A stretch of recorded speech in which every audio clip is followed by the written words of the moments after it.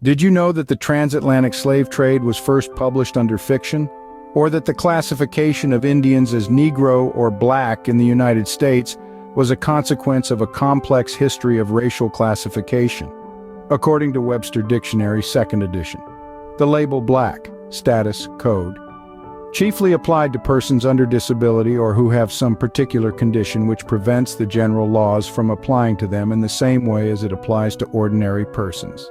Let me repeat that. The label of Black, status, code, chiefly applied to persons under disability or who have some particular condition which prevents the general laws from applying to them in the same way as it applies to ordinary persons.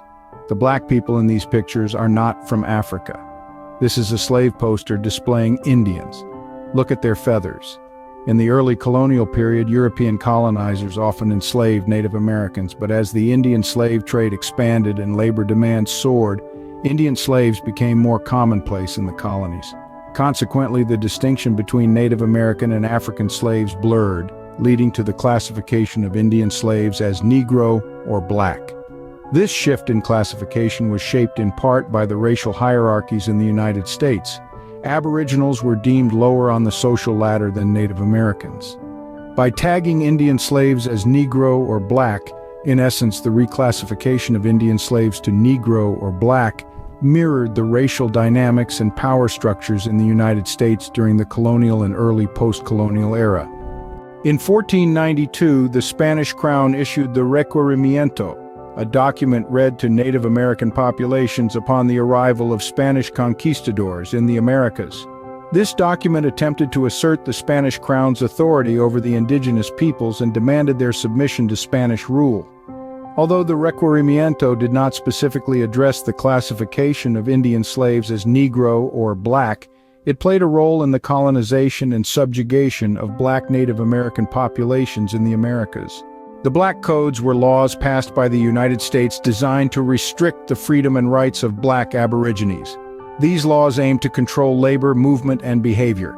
They imposed restrictions on where Black people could live, work, and travel, and limited their ability to own property or testify in court.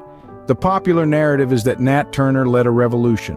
However, the truth is that Black Seminole Indians, Blackfoot Indians, Cherokee Indians burned down many plantations, leaving slave owners hanging on the porch and the families hanging in trees nearby.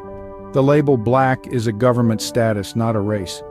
This is why police often confirm Black status by asking if it's a Black male. It's also why news reports on crime always confirm a Black male in local news crime reporting. These Black Codes were passed between 1865 and 1866, shortly after the Civil War.